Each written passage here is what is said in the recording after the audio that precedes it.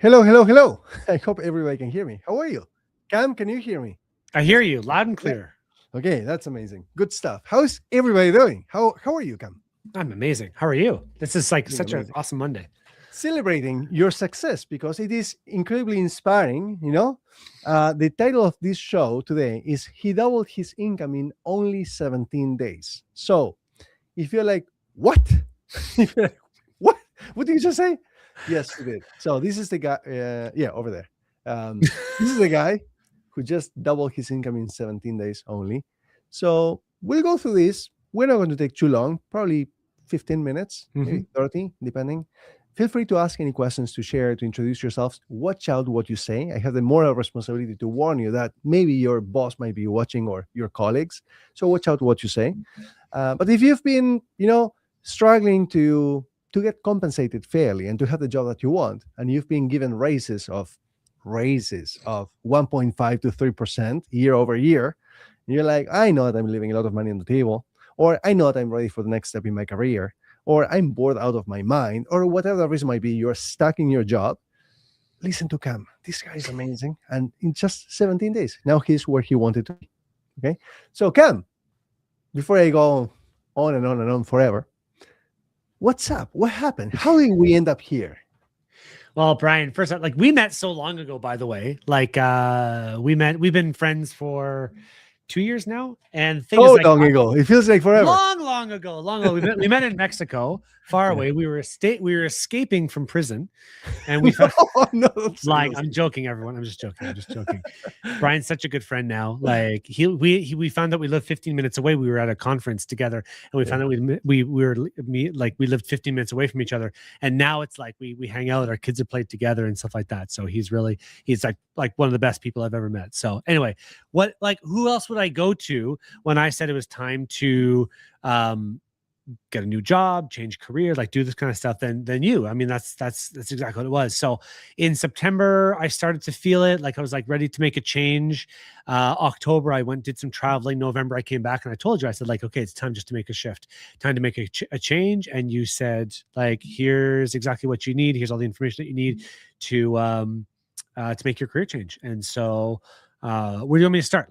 There's like I'm a specialist in digital accessibility, which is a niche in a niche in a niche in a niche in a niche. And I wasn't even sure if I wanted to go back to accessibility because this is something that like I have a tech background, kind of like you as well. And I was like, oh man, do I want to go to program manager or go back to software development? And you're like, first off, you said, Cam, do like that's all well and good that you want to shift into that, but now's not the time to do that. So that was first off some of the best advice that I got, because otherwise I would have had to take a pay cut because I would have been going to like a junior business analyst role, or I would have had to go to a junior, not junior dev. I'm pretty sure I could like get my way back into, I can vibe code like any other senior developer these days, but like I'd have to like go back to, I'd have to like take a pay cut, right, to get back to another lane and then go back up. So you said like, don't do that, pick what you want, but like stick inside your lane. Like be very specific in what you want. Thank you. Thanks for reminding me that I gave you that advice You because I did, yeah. completely. Yeah. Listen, when I give advice to anyone, I just immerse myself into the situation, but it's not scripted. It's very specific to what that person is going at that very moment. So I'm glad that you listened because listen, what's the expression again? The proof is in the pudding, Mm-hmm. right? 17 days Mm-hmm. to double his income, which is crazy. I meet with people every single day who tell me I've been job searching or job switching for 3 months, 6 months, 6 months, 9 months, Mm-hmm. 12 months. It's crazy. And here you have 17 days at a time when supposedly, and these are some of all these crazy false beliefs that people have, supposedly employers don't hire this time of the year, which I mean, he started just a week ago. But yeah, November. I don't remember the exact date, but like middle of November. But by Christmas time, it was done. Like yeah. before Christmas, I was secured with a new position. Stuff like that started January 7th. Like But there was. Cam, Mhm. but Cam, don't employers not hire during Christmas time? Isn't that true? Well, I mean, like that's what everyone says, but I had 3 offers on the table. I had offers from I had offers from a bank here in Canada. I had also offers from Deloitte.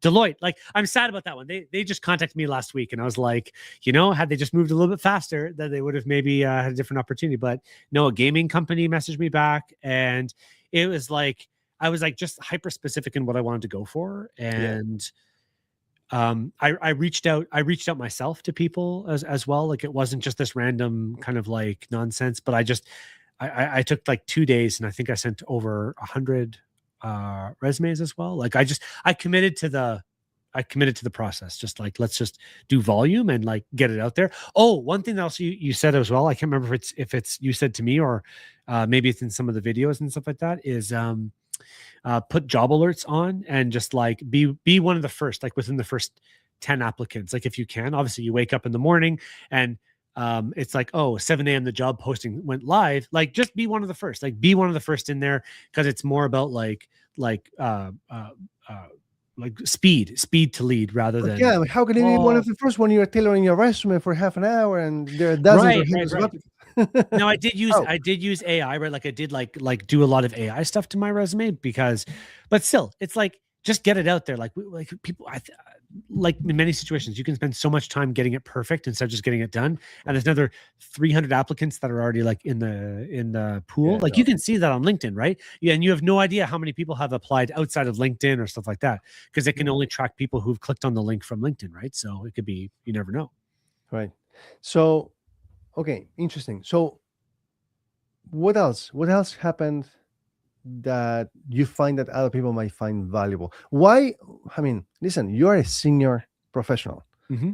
Why this time around you decided to, hey, I'm not going to just go about it my way, try whatever it is that I was doing before, and this time you were like, can you teach me what you know? Like, what went through your mind? Why? Um, well, I felt like I reached a plateau already because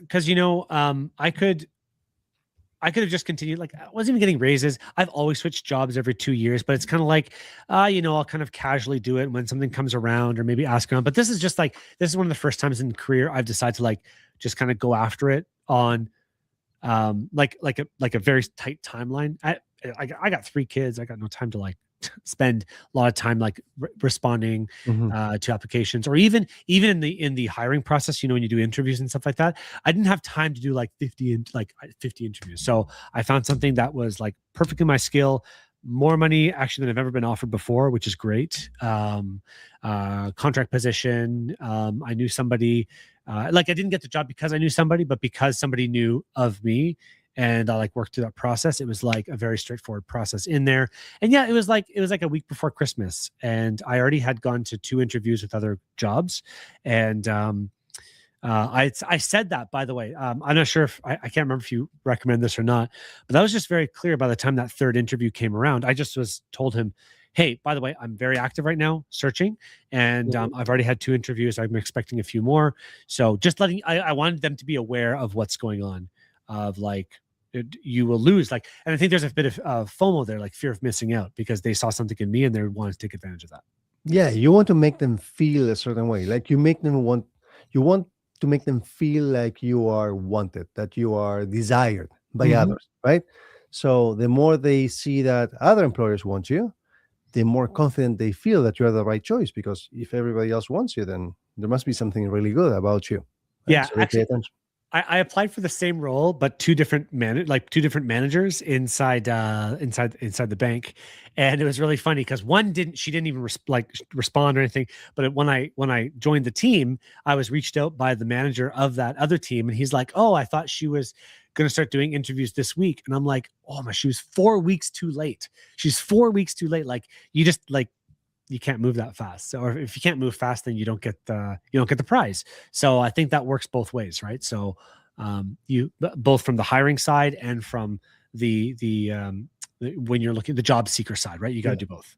Now, one thing for everybody to be cautious about: you can make up stories, the fact that you are desired, that you know that you're moving through other opportunities, but people can smell that. They can feel, they can see that you're fake about it, no matter how confident you are. But when you do have real opportunities like Cam lined up, that that also comes across. Not, you don't need to become arrogant, you don't need to become, you know, uh, pushy, but if you let them know nicely that, hey, I am moving forward with other opportunities as well, they will pay a lot more attention, because it's like, oh, this guy is not playing any games, this guy is really moving forward, so I either get my game right or game on, or I will lose on this guy potentially.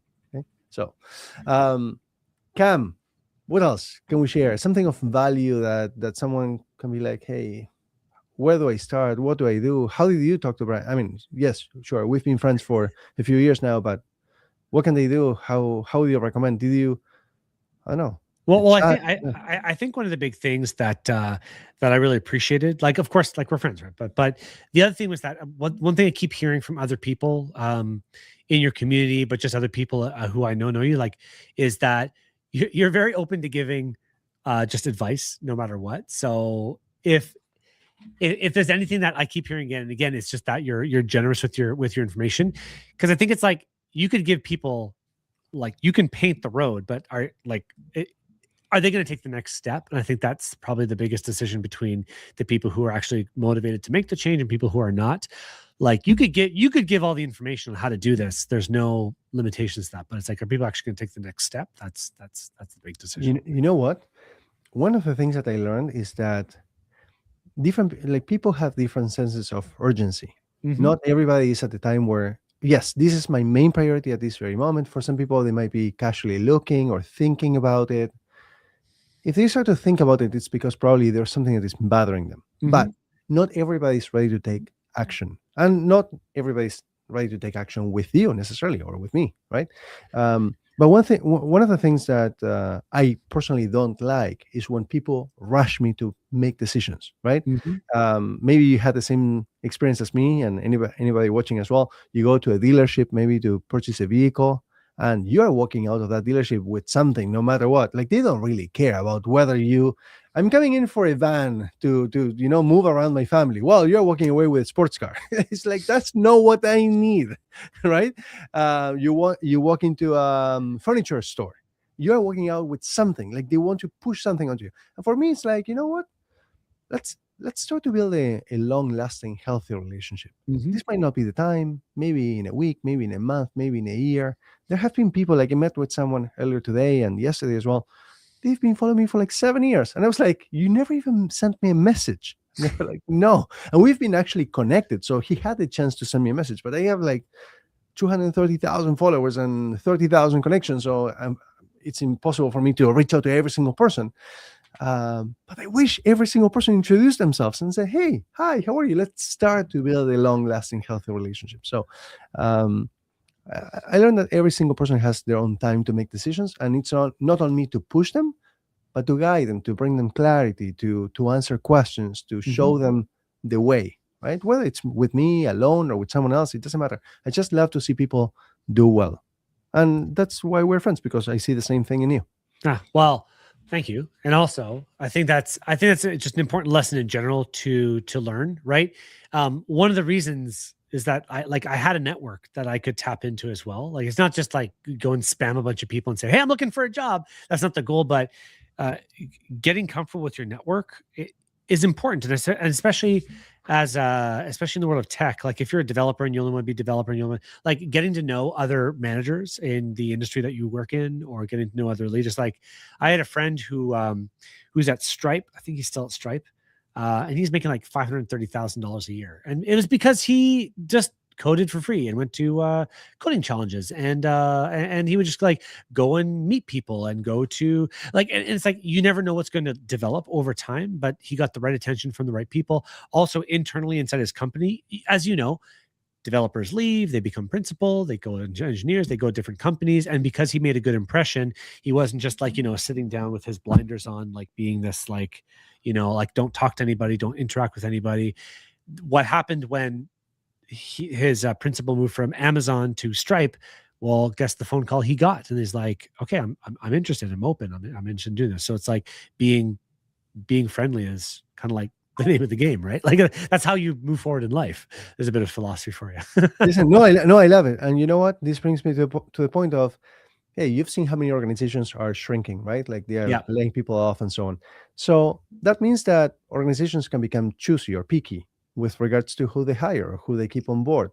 And if I have to choose between, let's say, these 10 or 100 or 1,000 people that I can work with, all of these people, let's say at Stripe, by the way, I love Stripe. If Stripe is watching, I love Yeah. Stripe. It's amazing. Um, if I can choose from all these talented people who have nearly the same skill level, knowledge, skills, experience, expertise, education, who am I going to choose to work Yeah. with? I'm going to choose the friendliest, the nicest, the one that I have a great time with, the one that I trust, the one that I like, the one that I'm aligned with on a personal level. Now we hear all the time, leave your personal stuff at home. Don't bring anything, like don't get to know people too much. Just professional aspect at work. Is that how you build relationships? Mhm. Really? That's how you get to know each other? We're having this conversation the other day with Cam. We love to build meaningful relationships with people, get to know each other. Mhm. Really, Mhm. there's a time, of course, to do that. But open up. If you really want people to like you, to trust you, to come close to you, to choose you, and to bring you onto other opportunities as well. Because when they leave, guess what? Who will they want to actually bring onto the next organization? Right. You. I see it all the time. Yeah. A boss leaves, and what do? Shortly after, they take All someone with from him. that Yeah. team, right? Yeah. Yeah. But and it also works the other way as well. I think that anyone who's a job seeker, and if you get the weird vibe that, company culture is a funny thing. You think it doesn't matter until all of a sudden it just matters, right? You think like I'm just here for a paycheck, and we all think that at a certain point, like, oh, I could just go and make cash here for 1 year, 2 years, and I like companies that have had some of the worst cultures for me. Like I always leave super fast, and so building that culture, or like identifying culture of what you want in culture, not just paycheck, but culture as well. Be like, would I be happy? Would Mhm. I really be happy here? Could I see myself being here for 2 full years and being happy? Because I don't know anyone who's like, "Oh, I can't wait to suffer for 2 years." Like, nobody wakes up in the morning and says that. It's Right. just not a reality that, especially if you're making 100, 200, 3,000, no one's gonna you're not gonna suffer for that kind of money. You'll take a pay cut to have a happier Yeah. life culture, work life. You And it's know all about that balance, by the way. Like, I don't really believe in work life balance. I think there's something that you came up. work life I was freedom. Yeah, you said work life freedom, and I was saying like work life harmony. I've heard in the past as well, Mhm. and that's like a really big thing that we don't think about until you're in it. Like we're not building cars, you know what I mean? Like I'm not sitting at a factory like pulling a bolt all day long every single day. It's just not a reality. So you have to like look at that as well. You know what saddens me? The other night, we went ice skating with a group of friends, and one of my dear friends, I know she's incredibly capable. She's a director at a very large organization here. And to listen to her, and if she's watching, hope she doesn't mind. I'm not going to say her name, of course not, but to hear her say, "You know what I love the most about my job?" Guess what she answered? Her boss. My paycheck.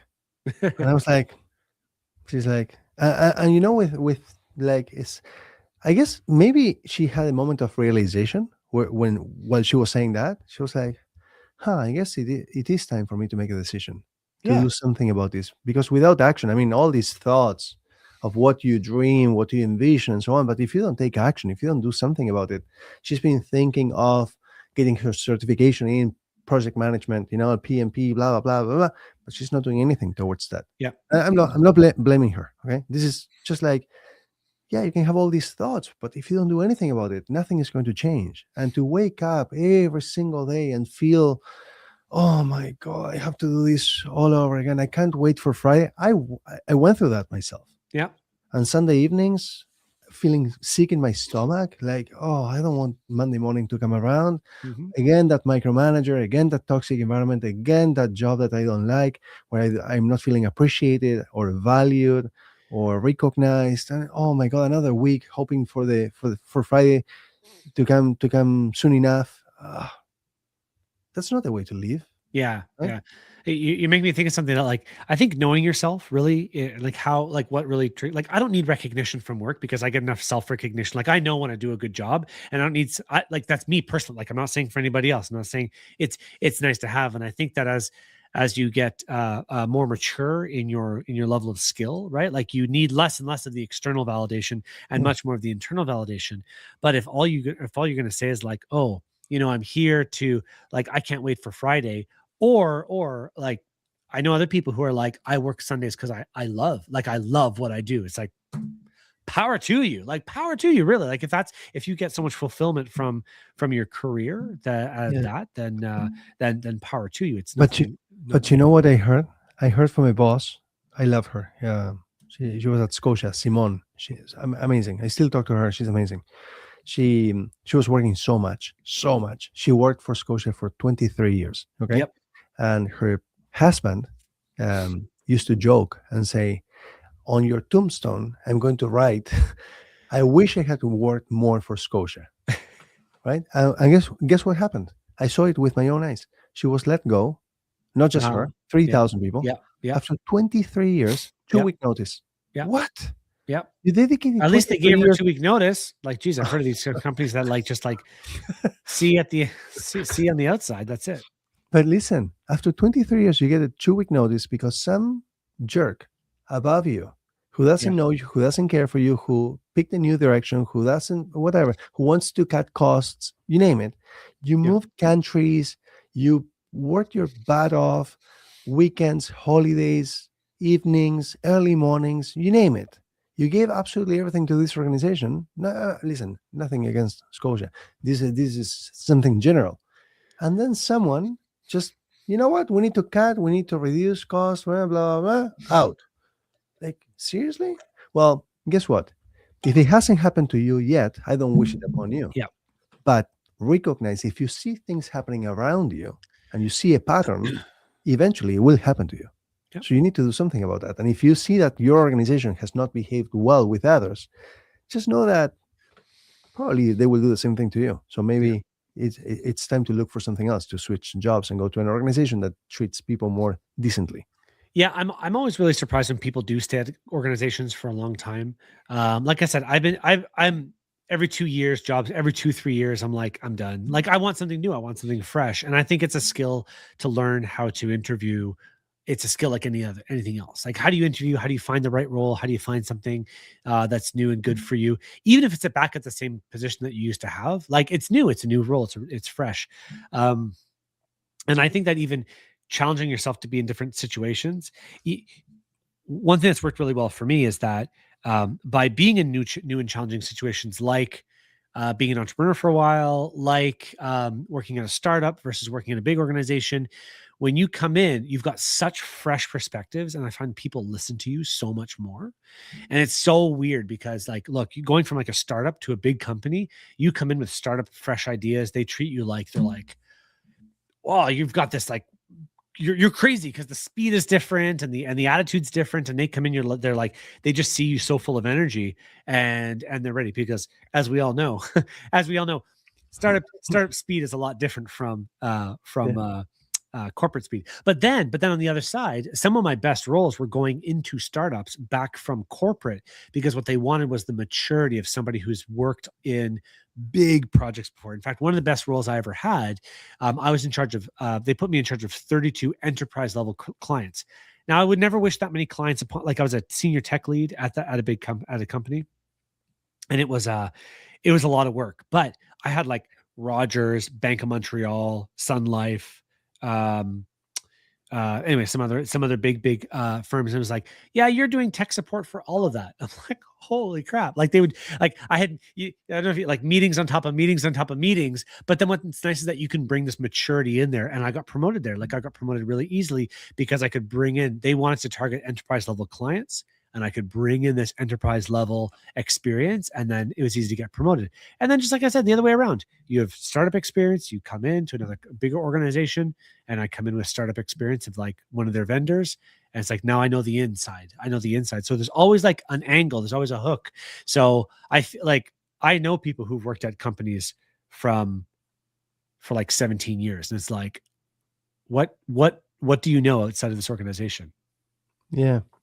You know, recently we've been talking to some people with regards to the salary increases, how unfair it is that someone else just gets hired. And this is why you were talking about just leaving an organization, switching jobs after 2 3 years. Like one thing that a lot of people don't realize is what's expected of you and what's what you can expect from organizations as well. So Mhm. I say clearly, year one, so from the moment that you get hired until the 1 year mark, 12 months, you're supposed to adapt to the new job, right? Get to Mhm. know it, learn the new processes, software, whatever, really build relationships, you name it, right? That's year one. So 0 to 12 months. From 12 months all the way to 24 months, so that's year two, really. What you're supposed to do is perform, right? Mm. Hopefully, in year one, you really adapted to the new role. And then year two, you're performing. In year three, they better promote you and give Mhm. you the growth that you deserve. If they are not, then they're taking advantage of you. So I see a lot of profiles when they reach out to me or when I came across profiles here on LinkedIn of people who have been in the same role for over 3 years Yeah. or over 4 years or 5 years or 6 years Mhm. or Mhm. even longer. And I'm like, hey, do you recognize that you're actually leaving growth potential on the Mhm. table? Forget about money. Money, of course, you are leaving money on the table, but growth potential and fulfillment and impact and so on and so forth. And also building a new network because when you are moving around, if they're not moving you up, you need to move around to be able to Mhm. continue to build your network, right? Your network is your net worth. We hear it so many times. So you can stay complacent, but eventually they're going to let you go.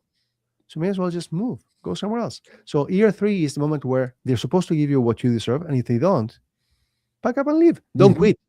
Don't quit on the spot. Okay, go and find another job and switch jobs. Okay, yeah, come. Yeah, no, that's like see it's funny. I always worked on the 90-day rule. Like whenever I join, I try and figure out now the first 90 days, it's a great book. You either talk to me about that. Do you know that book? The Yeah, first 90 days? yeah. Yeah, I think it's a great book. Like it reminds of like how do you want to like what impact you want to have over that first 90 days. And if you can show that you are valuable, I always try and make 90 days my goalpost. Like I need to be able to change one thing in the team within 90 days Mm-hmm. because then people are like, oh, okay, you've done something. Then you actually I think challenge me even more with that when Yeah. you're like by the end of the first day, like what do you want? Like the goal. And so that was my first meeting with this new job, like right away. It was like, give me some clarity here because I need to know what you need me to do by the end of the first day, by the end of the first week, by the end of the first month, and by the end of the first quarter. I just asked them straight up on my like, the initial interview, the one that because I need people to clarity. And then the amazing thing is that lots of people, lots of managers when they hire somebody new, they have no idea because they're not ready for somebody who's that like prepared, right? Intentional. And Yeah. intentional, right? Yeah. But then you can take it one step further and then you can show your value by just showing up and being like, okay, here's what I want to accomplish over those first 4 periods. And then like do it. Like Yeah. if they're not going to set goals for you, then do it. And that just shows your ambition. Because I was speaking with somebody today and he was a coach on emerging leaders. I was just following up with someone before and that's what he's taught. Like if you want to be put on that fast track to like an emerging leader role, because maybe you're in that principal role, you want to move into some kind of like management, Mhm. something like that. The best way to do that is to like show leadership qualities, damn it. Like if you want to be if you want to take that next step, then showing leadership qualities is by doing that. So I think there's that Yeah. whole track as well. One thing, hopefully, for anyone here watching, it adds value to you. One thing that we teach our clients, our mentees, is to actually instead of actually thinking forward about the next 90 days after you start the job, is to start thinking and doing, not just thinking, but doing ahead of time, right? So Mhm. think about the minus 14 days. From the let's say that you're giving 2 weeks, 2 week notice, right? So what do you plan to do? What do you plan to do between now when they give you the job and you accepted the job all the way until the moment that you started the new Mhm. job? What are you planning to do so that on day one you can hit the ground running? Of course, depending on the role, depending on the seniority, depending on the complexity of the project or whatever it is that you're working on, you might not be able to hit the ground running on day one. However, bringing it back to intentionality, they want to see that you're actually intentional about hitting the ground running. What can you do to make a positive impact in the Mhm. team, in the organization, in the world at large, your colleagues, your shareholders, your stakeholders? What can you do on day one or day two or week one or month one? How can you add the most value? Just showing them that you sincerely care makes a massive difference. Mhm. Mhm. So, in this world in which everybody tries to be like everybody else, Yep. the key is to be different. Yeah. Because if you're going to be like everyone else, you're going to be compared to everyone else. So you got a job Yep. One thing is to get the job. Another thing is to keep it. Yeah. We see that every single day as well. People who, oh, I just got hired, but I lost my job shortly after. That looks terrible on your resume. So don't just be like, oh, it's just so happy I got a job. Now you need to perform. Yeah. So one thing I found that's very useful is to like start learning more about AI. And I know AI is like everywhere, but the thing is, because it's everywhere, and depending on what size of organization that you're getting hired at, like I was shocked inside the organization now, they are just having conversations now about AI, and I was shocked inside. Like I've been playing with ChatGPT for 2 years now, ever since like it launched. And I was like, oh my god, that's so cool, and like that's of interest to me. But if you think you're going to go into a role and you're not going to be using AI, then I think that's like a wrong way to think. Like just being familiar enough with it so that you can have a conversation about it, or like you may be bringing that in. Like I'm bringing knowledge in to this team because, it's a walled garden. They haven't had access to it daily, except maybe on their phones or when they go home and chat about recipes or something like that. But I've been using AI every single day for the past 2 years, bar none, writing emails and writing scripts and writing documents and blah, blah, blah. And I was just talking with someone this morning about how I said, the way you want to train AI is to converse with it. And they were like, yeah, but we have to go and sit down and like write documents. I'm like, what? Like, this is not how you train AI anymore. You get AI to train AI. You be the filter, read the document, make sure there's no mistakes in it. But you don't just sit there and like create. Like, what are you talking about? Like, that's not how you do stuff. And they were like, what? They were just so shocked. And it's like, but I only knew that because I've been working with AI. Because you're working at a different pace. Yes. Yeah. You have gone through so much more. What can, by the way, for those of you watching, and if you don't feel that comfortable with AI, or you want to feel comfortable, I mean, you should. I mean, AI should be like opening Word or opening Google Docs. Like seriously, you need to have that level of comfort with it. If you want to be somewhat safe, if you want to be attractive to employers, you need to show them that you're up to date, right? So and if you think it's not coming to your role, no matter what role it is, it is, of course. Come on, like let's be real here. Of course. So yeah, listen, what Cam has been sharing is spot on. My recommendation is start leveraging the tools that are needed in the market. Look at what the market is looking for. Whether you're looking to switch jobs right now or not, probably if you're here, it's because it caught your attention, the fact that Cam was able to double his income in 17 days, just following steps, right? This is like a Lego set. This is like an IKEA furniture manual, right? You just follow steps and you're able to do this. A recommendation is part of these steps is to understand what the market is looking for. Whether you're looking to switch jobs or not, it is still your responsibility to understand where the world is moving toward. Go and see what other employers are looking for so that you can bring in more value to your employer if you decide to stay. And if you want to be compensated higher, you have to bring in more value, right? You cannot just increase, oh, I deserve to get more money because whatever, because time went by. That's not a factor. Yeah. They will give you 1.5 to 3%, but inflation is significantly higher than that. Right? My Philadelphia cheese is, I measure inflation by watching my Philadelphia cheese in the supermarket, how expensive it is. I was like, wow, yes, the price of food in general has gone up because Philadelphia beef is up 18%. Just heard this morning. It's crazy. Which one? 18% in 1 year. Can you believe it? For beef? Beef. Oh my God. Yeah. So anyway, I'm super excited. First of all, congrats, Cam. I'm super happy for you. You deserve the best. I'm super excited also because tonight, in just a couple of hours, we're starting a 5-day event where we're teaching all this in detail. I will put it here in just 1 second. 1 second. For anyone who wants to understand what Cam went through and 1,000+ other senior professionals, especially in tech, other industries as well, but especially in tech, this time of the year, we already went through, the end of December and January, which is when Cam got his job, but we have the whole year ahead of us. If you're like, wow, this is a priority for me, I want to switch jobs. I mean, it's been long enough of me trying to switch jobs and I'm not seeing any results, or I don't want to waste my time. I don't have any energy. If I'm going to put in any time into this, I want to do it structurally, and I want to make sure that it makes sense, that I am being effective and efficient with the use of my time and my energy and my effort, great. Join us tonight. Grab a seat. It's limited. And Super come worth and it. learn and ask questions and take notes and come with an open mind and understand that there is a different way. There's a new way of switching jobs fast. If we didn't know this, Cam wouldn't have been able to do it in 17 days.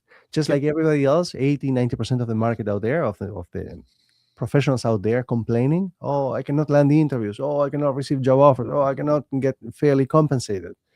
If you want to be one of those and keep on trying, by all means, go ahead. But if you want to learn a new way of how to do things differently, I pour my heart and soul into this. Go to this link over here, check it out, read in detail, see if it makes sense. I don't know if you've known me for some time or not, but you can also go to my LinkedIn profile. You can scroll down. You can see more than 150 recommendations. You can read in detail what people have shared about their own transformation to go from point A to point B, where they were at, stuck, feeling miserable, underpaid, under recognized, you name it, to the job that they actually love, the one that is aligned with the life that they want to live, right? With freedom, with flexibility, with recognition, with fair compensation, and so on and so forth. So, Cam, what do you think? Should I do it? Oh my gosh, it was so worth it. Like I just appreciate go it. join it. It's for 1 week. Yeah, 1 week, 1 week. 1 hour, just 1 hour. Give Yeah, yourself one hour, 1 one hour every. hour, Yeah. and you're gonna learn so much. If nothing else, just go for the information, because even Mhm. if you're not planning now, go for, because you might be needing it in the future. And that's the whole thing. Like, do you think you're gonna stay at the same job for the next 40 years, 30 years, 20 years? Like, probably not. Like, let's be real here. That's just not how the market works anymore. Everybody knows you get higher pay by switching around. That's why I know about you, but my dad always just said, Cam, stop switching jobs so much. I think I was counted once, I got like 32. Like, if I really itemized from Wendy's when I first started working at 16, I think I had 32 jobs since then. Some didn't last the full year, but the whole thing was like you're not going to just have one job forever. So just come for the information You, and you like, know who was here on Friday? I don't know if you know who I interviewed on Friday. Did I show yeah, you? Kristen, Oh, yeah, Kristen, Christine. yeah, So she was able to get a 50% increase. First, for her, it was two different objectives, following the exact same recipe, yeah, same strategy. First, it was about, getting stability. Okay, she yeah. was not in a good place. And then after that, we were able to switch jobs. So she stayed in that one job for 1 year, and now she's making 50% more. She's ecstatic. She's happy. She started today. I'm super happy for her. She's such a beautiful human being. And Cam, well, she reached out to Cam, I think, when he Yep. was Yep. Cam I was was a talking good about friend. She you, was I think. actually one of my clients a long time ago. So yeah, Yeah, she and we did it. Like it didn't yeah, take long she at had all. It took like a yeah. month or so. Hmm. We showed her. By the way, tailoring again. If you're struggling with some of these thoughts, like oh, but will I need to tailor my resume or write cover letters or whatever? No, you don't. None of this stuff that is mainstream that people assume you need to do, you don't need to do. In fact, not that you don't need to do it, you should not do it. If I become your guide and I find out that you are tailoring your resume or writing cover letters, we will have a serious problem. Okay. Like I stand against that. Like that is the most non common, like nonsense in the world. Okay. I explain all these. I don't want to keep people here. Just go check it out, grab a seat, and I will explain to you step by step how to find the job that you want. Let's build a Worth it. strategy this week Worth it. so that you Yeah. can walk away and you can start working towards the job that you want. 2026 is long. It just started. Let's go and grab the job so that you can enjoy the rest of the year. Okay. Yeah. Cam, thank you so much for being here. Yeah. Congrats again. Super Okay. happy. Thanks a lot. And I'll see you around. See you. Cheers. I will leave you with this. Give me 1 second. Ciao.